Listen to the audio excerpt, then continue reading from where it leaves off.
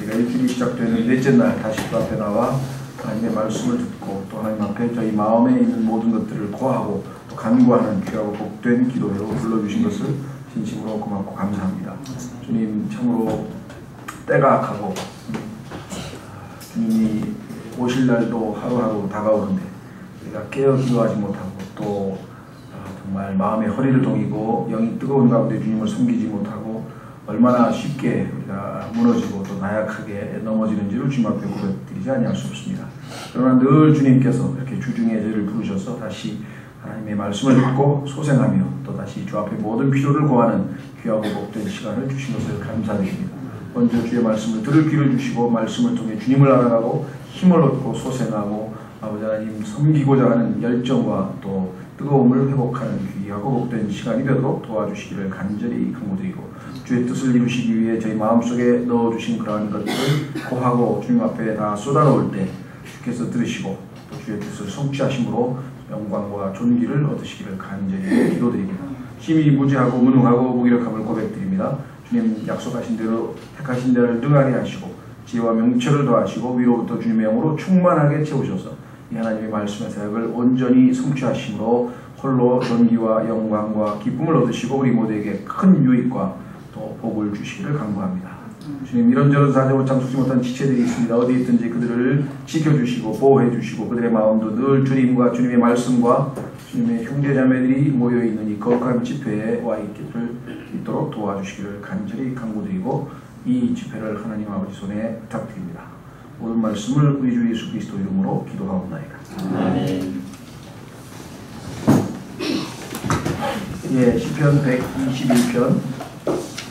아마 시편 121편은 우리가 잘 아는 복음송가 내가 산을 향하여 눈을 들리라, 아마 그 편송가의 가사가 됐는데 뭐 옛날 그 개혁 성경으로 아마 했기 때문에 조금 가사가 다르지만 그렇죠. 내가 산을 향하여 눈을 들리라, 나의 도움이 어디서 올꼬, 천지 지으신 주 하나님 여호와께서 영원히 지키시려고 하고 그런 가사도 있죠. 예, 그래서 아주 많이 알려진 시편입니다. 내가 산을 향하여 눈을 들리니. 안타까운 것은 이 첫 번째 구절, 내가 산을 향하여 눈을 들리니 나의 도움이 거기서 오는도다 그랬더니 어떻게 언덕에서 도움이 오냐 그래가지고 이제 뭐 번역이 좀 이상한 거 아니냐 그래서 시비를 거는데 참 성경을 우리가 함부로 손대서는 안 된다는 것, 여기서 말씀하시는 것은 교리적으로 예수 그리스도께서 재림하실 때에는 성경에 네 산의 명칭이 등장합니다. 이 문맥은 예수 그리스도의 재림의 문맥이고 환란 때에 이스라엘 백성이 곤경에 처해 있어서 도움을 요청하는 것이고 그 도움이 하나님으로부터 오게 될 것이다, 그리고 지키실 것이다 라고 하는 그런 말씀인데, 이 교리적인 배경을 전혀 모르는 사람은 아니 어떻게 해서 산들에서 하나님으로부터 하늘로부터 도움이 오면 모를까, 산에서 도움이 온다니.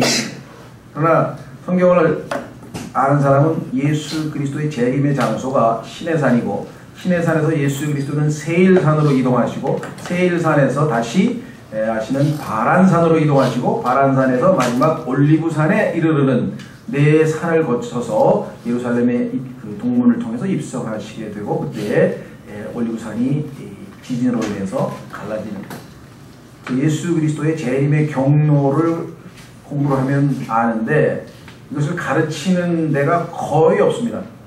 아마 이걸 제대로 가르치는 사람은 피터 호프만 박사 이외에는 이 문제를 성경적으로 예수 그리스도의 재림의 경로를 아는 사람이 별로 없어요. 그래서 예수님 재림을 심지어는 하늘에서 예수님께서 올리브산에 바로 내려와서 올리브산에 쪼개지는, 그건 이제 스가랴서에 있지만 사실은 올리브산에 처음 오시는 게 아니라 출발지가 출애굽기에서 시내산에서 주님께서 강림하시겠다고 해서 사흘째를 대비하라 그래가지고 준비를 시키지 않습니까?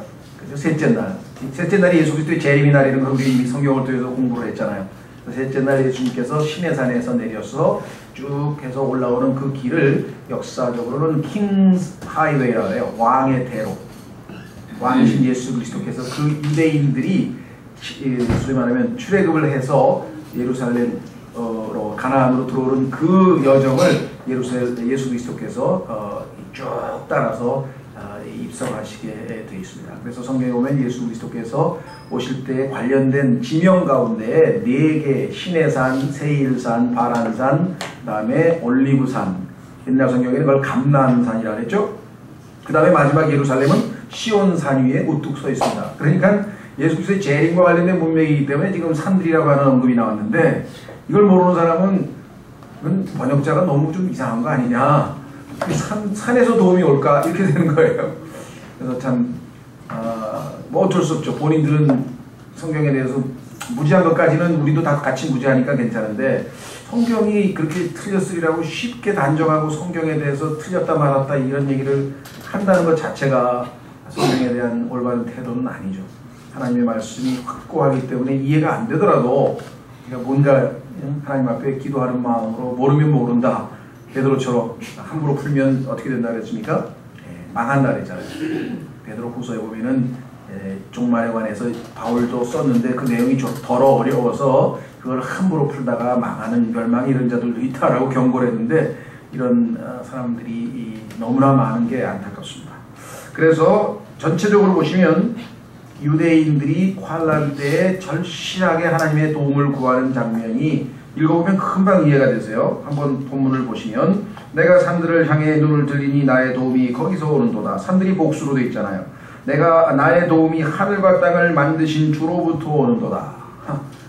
다른 누구로부터 올 수가 없죠. 저 그리스도가 지금 아주 압박을 하고 있는 상황이니까, 그분께서 내 발이 흔들리지 아니하게 하시며 끝까지 견디면서 믿음을 지키고 저 그리스도에게 순복하지 않고 짐승에게 절하지 않고 짐승의 표를 받지 않고 이런 믿음을 지키기 위로 굳건하게 마음을 정한 사람들이 흔들리면 안 되죠. 그래서 지키시는 분이 계세요.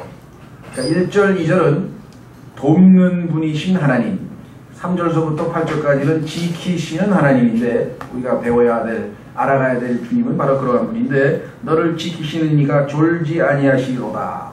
이 표현 나중에 여러분들 보시면 아시지만 유대인들이 영적으로 졸고 있는 상태가 되기 때문에 구약에서 재림하시는 예수님을 기다리는 유대인들에게 파수꾼아 파수꾼아 하면서 깨어있으라고, 그죠? 워치맨이라고 그러죠. 워치맨. 요즘 말로 치면 보초예요. 보초. 적들이 오는지 깨어있으라고 하는 그런 표현들이 나오는데요. 인간은 나약해서 졸죠. 베드로도 예수님 기도하는데 예수님은 깨어 계셨는데 베드로는 졸았죠. 잤잖아요. 하나님은 안 조시니까 걱정하지 말라는 거고요. 4절 보라 이스라엘, 여기 나와 있잖아요. 벌써 교리적으로 이 환난 물맥이라고 하는 것이 명백하게 드러나고 있는 것이 보이죠. 여기 나와 있는 것처럼 이스라엘을 지키시는 이는 졸지도 아니하시고 주무시지도 아니하시리로다. 주는 너를 지키시는 이시로다. 주께서 내 오른쪽에서 내 그늘이 되시나니.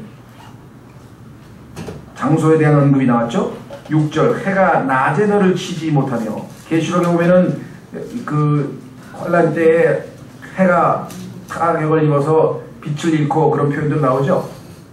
달이 밤에 너를 치지 못하리로다. 그러나 해와 달이 이렇게 그 하나님에 의해서 내리침을 당하더라도 유대 백성들은 하나님의 품 안에서 마치 이 독수리가 날개 아래, 닭이 자기 날개 아래 병아리를 품듯이 품으시겠다고 하신 주님에 의해서 남은 자들은 다 지키시겠죠. 주께서 모든 악으로부터 너를 보존하시며 선하게 대해주신다. 또 내 혼을 보존하시리로다. 주께서 너희 나가고 들어오는 것을 지금부터 영원토록 보존하시리로다. 결국 예루살렘에 재림하신 예수님께서 지킬 때 그 예루살렘 성 안으로 들어오고 나감, 성경에 보이는 유대인들이 성 안에 갇혀 지내서 꼼짝 못하던 역사적 시대가 많이 있었죠. 그러나 언제든지 자유롭게 성에 들어오고 나가고 할 수 있는 그 자유를 보장하신다는 약속이 나와 있습니다. 그러니까 1차적으로 성경은 교리적으로 일단 이해를 하셔야 돼요. 그렇죠? 교리적으로. 그 다음에 두 번째로는 역사상 실제로 이 시대에 있었던, 그렇죠? 이 시대에 아마 우리가 보기에는 히스기야 시대의 그 아시리아가요. 아시리아의 그 침략, 산헤립의 침략에 해당되는 내용일 것 같아요. 역사적으로는. 그 다음에 이제 우리 그리스도인들에게는 세 번째로 적용이 가능한 것은 영적으로, 그렇다면 이것이 나의 그리스도인으로서의 생활에 있어서는 어떻게 적용이 될 것이냐. 유대인들이 환란이라고 하는 극한적인 위기 속에서도 도우시는 하나님을 붙들었고 지키시는 하나님을 붙들었고 그리하여 믿음으로 승리한 것을 우리 그리스도인들도 우리 일상생활에서 얼마든지 이 주님의 말씀을 붙들고 승리를 할 수 있다. 이렇게 적용을 해야지 대부분의 90% 이상의 시편을 보면 1번 그러니까 역사적으로 이 사건이 어떻게 있었는지 그러면 이제 추정을 합니다. 아마 이때는 히스기야가 사내립에 의해서 침공을 받았을 것이다 하면서 그것도 설명이 가능한 거예요. 근데 거기에 치중하는 사람들은 대부분 자유주의자라고 합니다. 소위 말하면 자유주의자들은 성경에 있어서 역사적 사실을 좋아해요. 그래서 그거에 집중해서 설명하고 그 다음에 소위 말하면 보수주의자를 포함해서 소위 말하는 복음주의자들 이런 분들은 나에게 이게 어떻게 적용되느냐 그렇죠? 네, 그래서 이제 큐티 같은 거 책 보면은 이거 보면 우리를 매일매일의 삶에서 도우시는 주님 지키시는 주님 하면서 적용을 잘 합니다. 그거 필요한 거죠. 우리에게 필요한 거. 잘 해요. 그래서 아주 이 말씀을 매일매일 자기의 삶에서 적용을 한다 이 말이죠. 근데 그러나 성경에 있어서 가장 중요한 첫 번째 것은 이것이 무슨 진리를 우리에게 가르쳐 주려고 하는 것이냐. 환란에 처한 이스라엘을 지키시는 하나님을 계시하시기 위해서 기록된 것이라는 것이죠. 그러니까 제일 중요한 것은 빼놓고 나머지 2차, 3차적인 적용을 보통 하는 것이 일반 교계에 있는 일입니다. 세 가지가 다 적용이 가능하죠. 그래서 우리가 필요할 때는 또 우리 그리스도인의 삶에 있어서 예를 들면 교리적인 것만 그죠? 그래서 처음에 우리가 교회 시작하고 바로 얼마 있어서 이 시편을 한 10여 년 전에 했을 때는 전부 다 이 교리적인 측면에 집중해서 했어요. 왜냐하면 교리적인 측면을 하나도 손대는 사람이 없기 때문에 그걸 우선적으로 알아야 되기 때문에. 그러나 이제 이 두 번째로 지금 저희가 이제 시편을 다시 이제 10년 후에 하게 될 때는 교리적인 얘기는 필요에 따라서 조금씩 간단하게 설명하고 이제 영적으로 우리에게 적용하는 쪽으로 주로 지금 초점을 맞춰서 진행을 하고 있다라고 하는 것은 이미 시편 시작할 때부터 좀 말씀을 미리 드렸으니까 혹시라도 그것을 잊어버리신 분들은 다시 한번 상기하시고 교리적으로는 대환란에 처한 이스라엘이 하나님께 기도하고 이에 하나님께서 응답하시는구나 이렇게 생각하시면 되겠고요. 자 그렇다면 이제 우리 개인적으로 영적으로 한번 적용을 해보자는 것이죠. 내가 산들을 향하여 눈을 들리니 나의 도움이 거기서 오는도다. 나의 도움이 하늘과 땅을 만드신 주로부터 오는도다. 우리 그리스도인에 있어서 도움을 필요로 할 때가 인생살이에서는 항상 있습니다. 그렇죠? 때로는 우리가 아프기 때문에 의사의 도움을 요청하기도 하고요. 때로는 뭐 나보다 지식이 많은 사람들에게 나의 문제를 해결하기 위한 어떤 지식을 도움을 청하기도 하고 다양한 도움이 있지만 그 도움도 물론 하나님께서 사람들을 보내셔서 우리를 도우시는 거겠지만요. 그러나 진짜 중요한 핵심적인 도움은 그 어떤 사람도 해결할 수 없는 도움이 있죠. 마음의 불안이라든가 미움이라든가 그렇죠? 우리의 어떤 게으름이라든가 우리의 어떤 절망이라든가 또 마음의 고뇌라든가 이런 위기 그리고 실제적인 삶에서도 인간의 도움을 가지고는 어떻게 해결해 볼 수 없는 어떤 위기가 닥쳤다든가 이런 상황에서는 우리 그리스도인들은 하늘을 향해서 산들을 향해서 물론 여기서는 이제 실제적으로 산이겠습니다만은 하늘에 계신 하나님께 우리가 구하죠. 자, 그래서 성경에 보면 하나님께서 자신을 우리를 도우시는 분으로 여러 번 계시를 하셨는데요. 한번 확인을 해보도록 하겠습니다. 우선 신명기 33장 29절 신명기 33장 29절에 보시면 신명기 33장 26절부터 보겠습니다.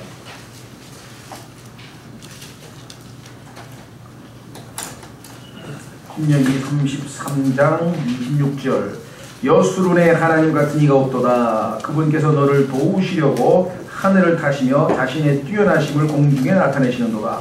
영원한 하나님께서 내 피난처가 되시며 영존하는 팔들이 밑에 있도다. 그분께서 내 앞에서 원수를 쫓아내시며 그들을 멸하라 하시는도다. 그때 이스라엘이 홀로 안전히 거하며 야곱의 샘이 곡식과 포도즙의 땅에 있으리니 그의 하늘들도 이슬을 내리로라. 오 이스라엘이여 너는 행복한 자로라. 오 주께서 구원하신 백성이여 누가 너와 같으요. 영적으로 우리에게 개인적으로 한번 적용해 보세요. 과연 내가 행복한 사람인가? 그렇게 느끼십니까? 주께서 구원하신 백성 아닙니까? 우리 같은 사람이 이 세상에 누가 있겠습니까? 그분은 너를 돕는 방패시오. 돕는 방패. 여기 돕는이라는 표현이 나와 있죠? 돕는 방패시오. 아까 26절에도 너를 도우시려고 하늘을 타시며, 그렇죠? 이 땅에 고통당하는 이스라엘 백성들을 도우시기 위해서 재림하시는 예수 그리스도. 그러나 우리를 매일매일의 삶에서 도우시는 예수 그리스도. 자, 10편으로 가보겠습니다. 시편 28편 7절에도 시편 28편 7절에도 우리도 매일매일의 삶에서 이와 같은 찬송이, 이와 같은 찬양이 우리 입술을 통해서 터져나오겠죠. 28편, 시편 28편 6절부터 주께서 나의 간구하는 소리를 들으셨으니 그런즉 내가 그분을 찬송하리로다. 주는 나의 힘이시요 나의 방패시니 내 마음이 그분을 신뢰하여 내가 도움을 얻었도다. 내 마음이 그분을 신뢰하여 내가 도움을 얻었도다. 그러므로 내 마음이 크게 기뻐하며 내가 내 노래로 그분을 찬양하리로다. 그리스도인의 삶에 있어서 이보다 더 우리에게 긍정적인 요소는 없습니다. 그렇죠?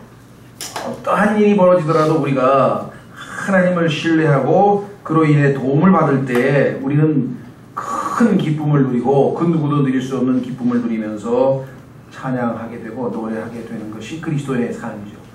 이 신비를, 이 맛을, 이것을 모르면 신앙생활이 지루해지고 신앙생활이 힘들어지고 신앙생활이 루틴해지고 그럴 수밖에 없어요. 그러나 이것을 아는 그리스도인은 늘 기쁨을 유지할 수 있고 찬양이 넘치는 삶을 살 수 있다. 자주 우리도 괴롭고 고통스러우기는 하겠지만요. 자, 그뿐만 아니라 30장 10절로 가시면 이런 고백을 우리도 하죠. 시편 30장 10절 오 주여 들으시고 내게 긍휼을 베푸소서. 주여 주는 나를 돕는 분이 되소서. 주는 나를 돕는 분이 되소서. 이것이 우리의 기도 제목이죠. 54장 4절로 가시면 시편 기자들은 이 자신을 도우시는 주님에 대한 고백이 곳곳에서 나와 있어요. 시편 54편 4절 보라 하나님은 나를 돕는 분이시니 주는 내 혼을 떠받쳐주는 자들과 함께 하시는도다. 하나님은 나를 돕는 분이시니, 그렇죠? 하나님은 나를 돕는 분이시니 Mine helper 라고 고백했죠. 그 다음에 그 이외에도 우리는 우리를 도우시는 주님에 대해서 신앙생활에 많은 체험을 하게 되는 것을 보게 됩니다. 그렇죠? 그 도움이 누구로부터 오는가가 중요합니다. 그렇죠? 성경에 보니까 쓸데없는데 도움을 청해서 아주 썩는 지팡이 같은 사람, 이집트에 대해서 하나님께서 아주 혹평하시죠. 이스라엘 사람들이 이집트에 도움을 요청하러 갔을 때 그런 아주 형편없는 허수아비 같고 쓰레기 같은 자들에게 뭐하러 도움을 요청하느냐 하면서 하나님께서 아주 좀 풍자하고 비꼬는 장면도 성경에 곳곳에서 나오는데요. 우리는 하늘과 땅을 만드신 주로부터 온다 그랬어요. 하늘과 땅을 만드신 주. 하늘과 땅이 얼마만큼 큰지는 아시겠죠? 땅만 해도 어마어마한데 하늘은 또 어떻습니까? 하늘과 땅을 만드신 주로부터 오는도다. 하나님이 어떠하신 분임에 대해서 우리가 알면 알수록 우리의 신앙은 거기에 비례한다 했어요. 내가 알고 있는 하나님이 어린아이는 나를 용서해 주신 분, 나의 아버지, 그 두 가지로 한정이 되어 있습니다. 그래서 요한일서에 보니까 어린아이들에게 너희 죄를 용서받았기 때문이라, 너희가 아버지를 알았기 때문이라, 두 가지가 더 이상 메뉴가 없어요. 어린아이에게는 하나님에 대해서 알고 있는 바가. 그러나 이제 하나님의 말씀이 거해서 그 말씀을 무기로 해서 성령의 검으로 적들을 이기고 승리한 청년들로 우리가 성장하죠. 그러면 더 성장해서 아비들은 어떻게 됩니까? 처음부터 계신 분을 알았기 때문이다. 하늘과 땅을 만드신 분, 영원전부터 계신 분, 영원히 늘 I am 항상 계시는 그분을 알게 될 때 우리의 영적 성숙을 성경에서는 아비드라라고 표현한 것을 보게 되죠. 자, 그래서 우리는 1절, 2절에서 우리의 돕는 분이신 하나님을 뵀는데 그분은 하늘과 땅을 만드신 분이시다. 확실하게 믿을 수 있는 분이시고 도움이 정말 도움이 되는, 그렇죠? 욥의 친구처럼 쓸데없는 의사, 소용없는 의사, 아무짝에도 도움이 안 되는 그런 의사가 아니라는 것이죠. 자, 두 번째 3절서부터 8절까지는 지키시는 분이라는 표현이 반복 나오네요. 그분께서 네 발이 흔들리지 아니하게 하시며 너를 지키시는 이가 졸지 아니하시리로다. 보라, 이스라엘을 지키시는 이는 졸지도 아니하시고 주무시지도 아니하시리로다. 5절에도 주는 너를 지키시는 이시로다. 그렇죠? 계속 지키신다는 표현이 3번에 걸쳐서 반복돼서 나왔고요. 7절에 가면은 보존하신다는 표현이 2번에 걸쳐서 나오고요. 이게 다 지키신다고 하는 표현과 일맥상통한 것이겠죠. 자, 그래서 우리는 3절에서 그분께서 내 발이 흔들리지 아니하게 하시며, 흔들린다고 하는 얘기는 안정감이 없는 거죠. 요동친다, 요동. 움직인다는 것이죠. 그렇죠? 움직이지 않게 굳건하게. 우리가 이 신앙생활, 주님에 대한 믿음을 굳건하게 가지고 있다가도 주변의 여건이 변화가 되고 상황이 달라지면 그때부터 흔들거리 마음이, 뿌리를 내리지 못한 신앙은, 그렇죠? 네, 그래서 에베소서에도 보면은 요동한다, 교리의 풍조에 요동하는, 배가 마치 왔다 갔다 좌우로 흔들리는 것처럼 그와 같은 신앙을 가진 사람들, 영적으로 어린 경우겠죠. 자, 그분께서 내 발이 흔들리지 아니하게 하시며 굳건하게 지켜주신다. 뿐만 아니라 너를 지키는 이가 졸지도 아니하시려다, 그렇게 표현했네요. 예. 성경에 보니까 우리는 요동하는 믿음을 갖고 있습니다. 그래서 야고보서에도 보면은 두 마음을 품은 자라 했어요. 어떤 때에는 맞아, 하늘과 땅을 만드시는 하나님이 나를 도우시는데 내가 왜 불안해야지? 그 막 아주 믿음 좋은 척 했다가 뭔 일이 벌어지면 그냥 하루아침에 와르르 무너지고, 그죠? 그게 업앤다운이라고 그랬잖아요. 업앤다운. 올라갔다가 내려갔다가 올라갔다가 내려갔다를 반복하길 잘하는데 하나님께서 그러한 나를 붙들어 주시기 때문에 지금 완전히 안 무너지고 여기까지 온 것이죠. 마찬가지로 지키시는 졸지도 않으신대요. 우리 신앙은 얼마나 쉽게 졸고 있는 신앙이 되는지 몰라요. 성경에서 보면 너 잠자는 자여 깨어나라. 한번 확인해 보겠습니다. 마치 우리에게 외치고 있는 소리 같아요. 로마서 13장 11절.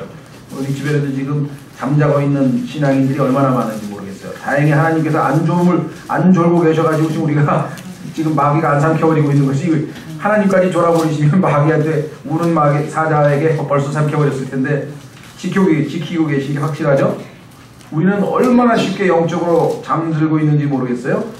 로마서 13장 11절, 로마서 13장 11절, 또 때를 알거니와 지금이 우리가 잠에서 깨어야 할 바로 그때이니 이는 지금 우리의 구원이 우리가 믿었을 때보다 더 가까이 왔기 때문이라. 밤이 많이 지나고 낮이 가까이 왔으니 그러므로 우리의 어둠의 행위를 벗어버리고 빛의 갑옷을 입자. 낮에 하듯이 우리가 정직하게 걸으며 흥청거리거나 술 취하지 말고 심시를 더럽히거나 방탕하지 말며 다투거나 시기하지 말자.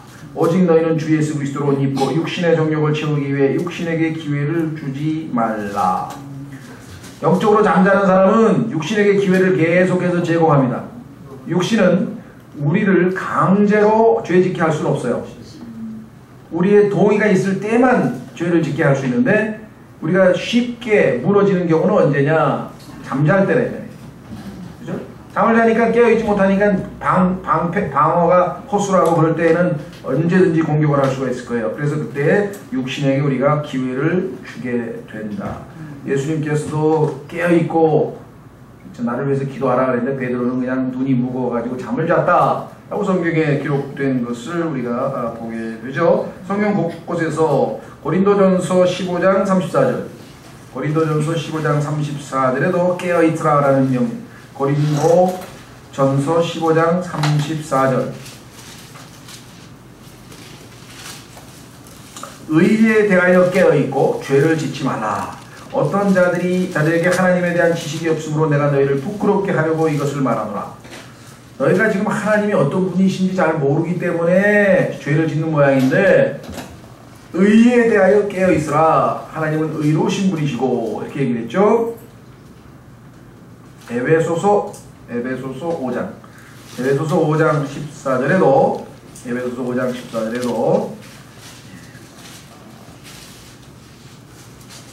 깨어 있어야 된다.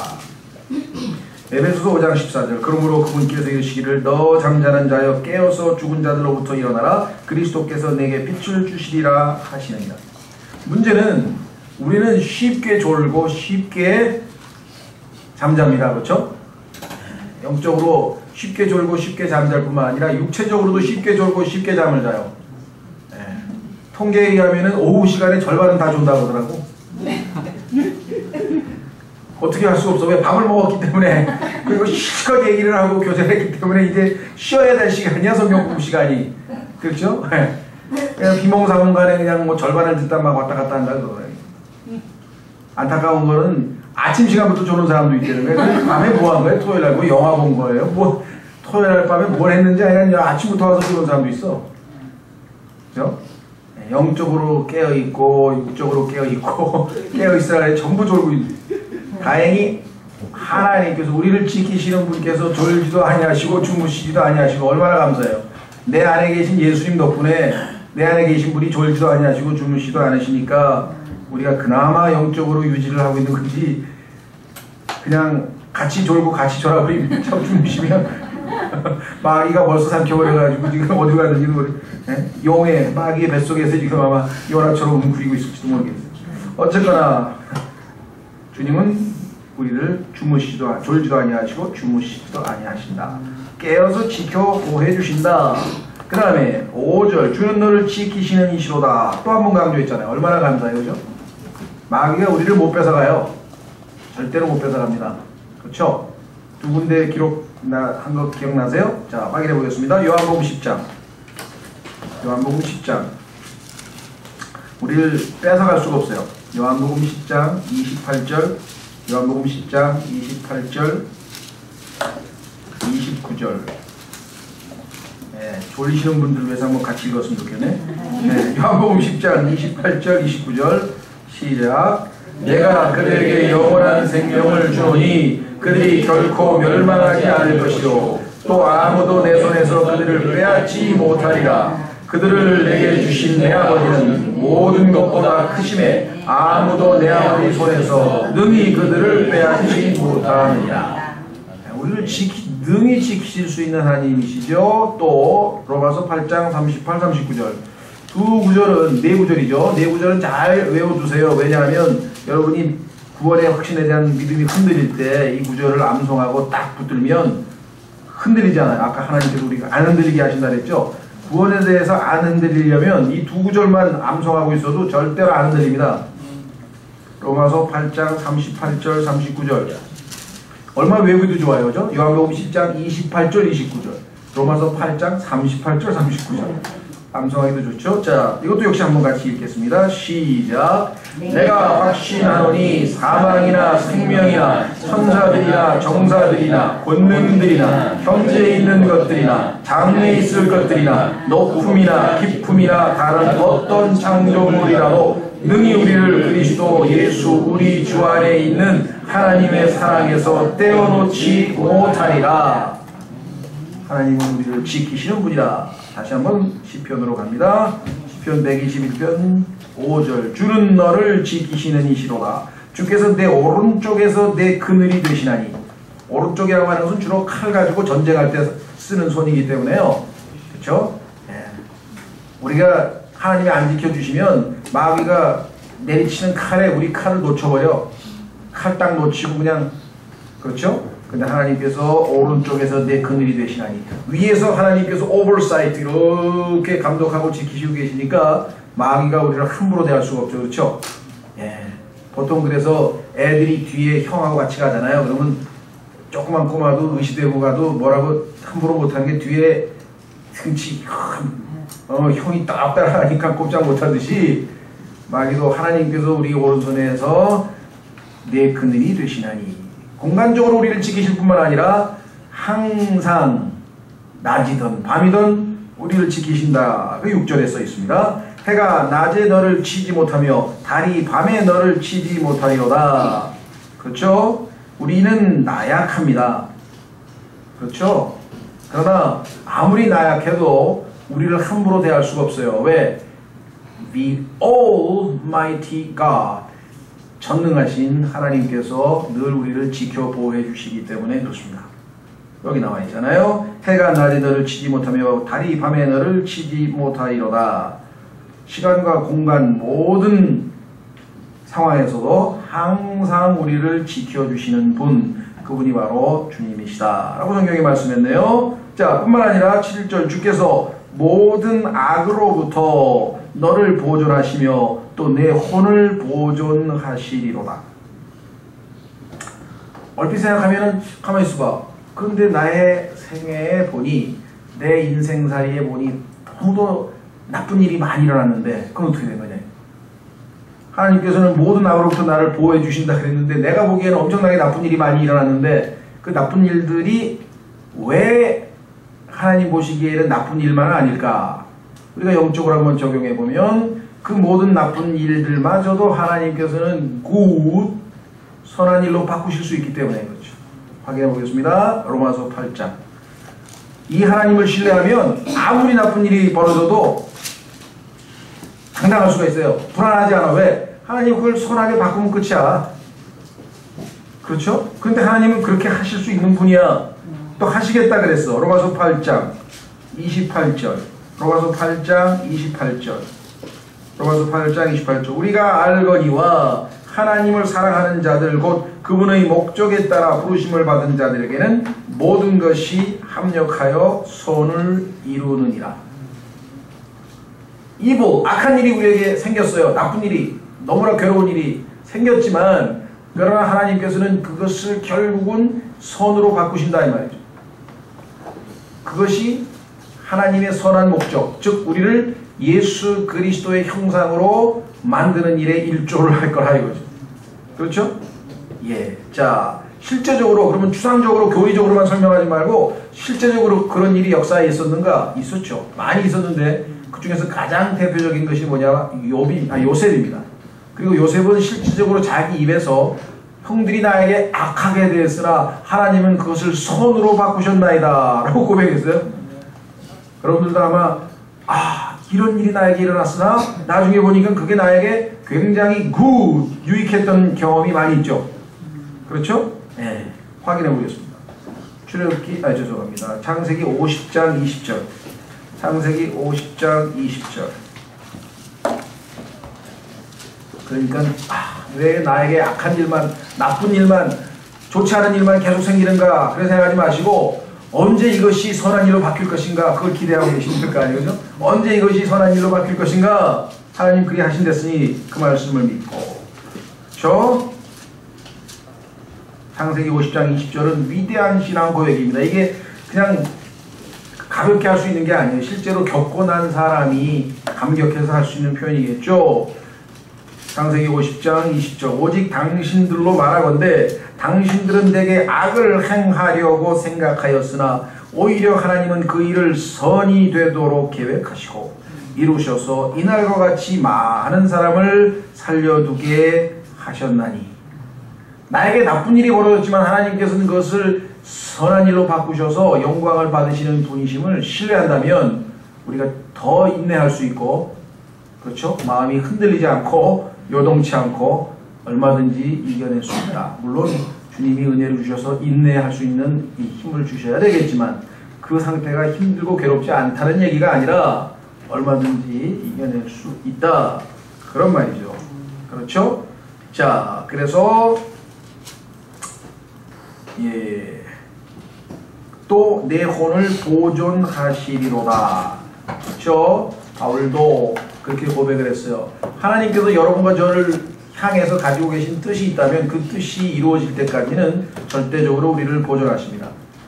이 땅에 아직도 남겨두시면 뭔가 뜻을 이루시기 위한 게 있겠죠. 그렇지 않으면 왜 생고생을 시키시겠어요? 그냥 하늘나라로 빨리 데려가셔도 더 편하게 해주시면 좋은데 이유가 있다 이거죠.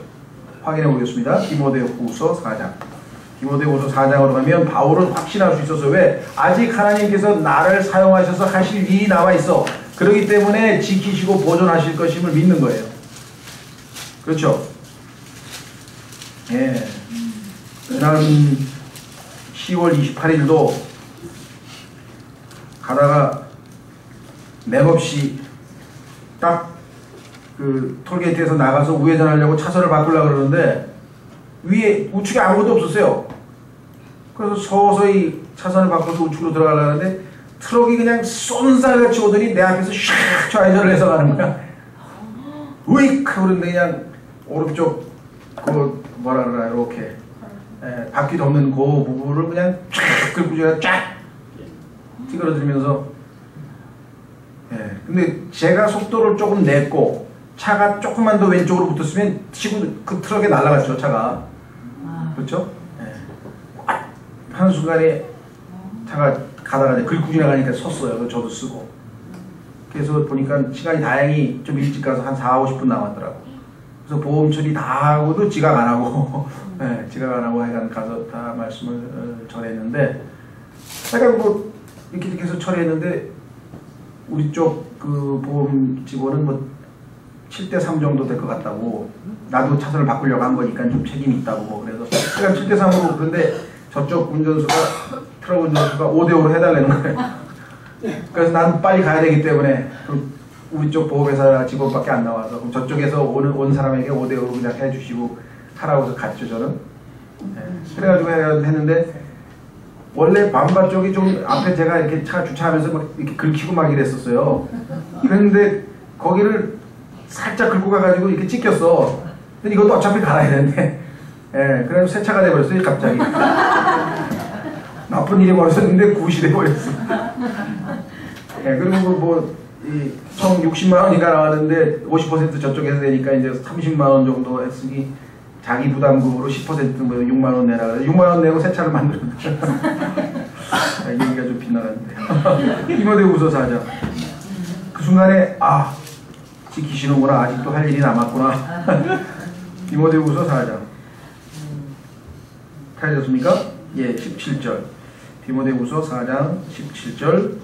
그럼에도 불구하고 주께서 나와 함께 써서 나를 강건하게 하셨으니 이것은 나로 말미암아 그 선포한 말씀이 온전히 알려져서 모든 이방인들이 듣게 하려 하심이라. 내가 사자의 입에서 구출되었느니라. 주께서 나를 모든 악한 일에서 건져내시고 또 자신의 하늘 왕국에 이르기까지 보존하시리니 그분께 영광이 영원 몽토록 기를 원한다. 왜 보존하십니까? 아직도 해야 될 게 있겠죠. 자, 다시 돌아오셔서 시편 마지막 절입니다. 121편 8절. 주께서 너의 나가고 들어오는 것을 지금부터 영원토록 보존하시로다.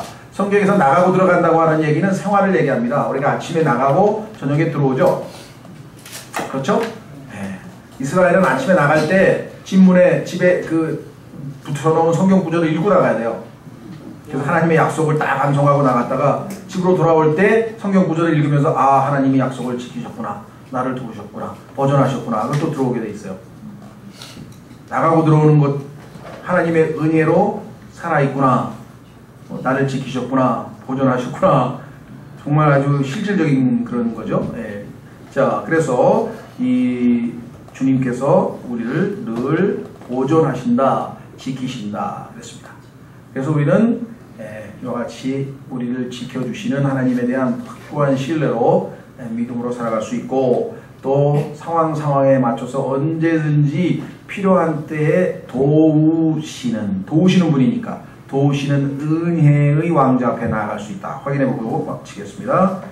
우리의 삶에서 우리를 도우시는 그분 앞에 언제든지 나아갈 수 있는 길을 열어주신 하나님 감사하죠. 히브리서 4장 매일매일 우리는 이 말씀을 붙들고 나아가는 겁니다. 그리고 도우시는 하나님을 만나는 겁니다. 그리고 밤에 집에 들어가서 온종일 하루 종일 나를 지키시고 보존하셨구나. 아침에 일어나면 잠잘 때 아침에 못 일어나는 사람도 있습니다. 자다가 그냥 가시는 분도 계세요. 근데 보존하셨으니까 아침에 일어날 거 아니에요. 일어나서 또 나를 지키시고 보존하셨구나. 히브리서 4장 16절. 히브리서 4장 16절. 그러므로 우리가 긍휼을 얻고 필요한 때에 뭐라고 했습니까? Grace to help. 도우시는 은혜. 이것이 신약의 대제사장으로서의 예수 그리스도의 가장 위대한 사역 아닙니까? 우리를 긍휼로 대해주시고 도우시는 필요한 때 얼마나 감사해요. 필요하다는 말이 얼마나 중요한 표현입니까? 필요한 때 도우시는 은혜를 얻기 위해 은혜의 왕자로 담대히 갈 것이니라. 나아가자. 이것이 오늘 시편 기자의 고백과 또 히브리서 기자의 고백입니다. 오늘 시편 121편을 통해서 우리를 도우시는 하나님과 우리를 지키시는 하나님 이 두 모습을, 두 측면을 우리가 배우고 이 하나님께 진심으로 감사하고 따라서 두려워하거나 당황하거나 흔들리지 아니하고 믿음으로 꿋꿋하게 믿음으로 살아갈 수 있는 여러분과 제가 됐으면 좋겠습니다. 이 시간 귀한 말씀을 주신 하나님께 감사하고 나의 돕는 분이시여 나를 지키시는 분께 감사하는 기도를 잠깐 드리겠습니다.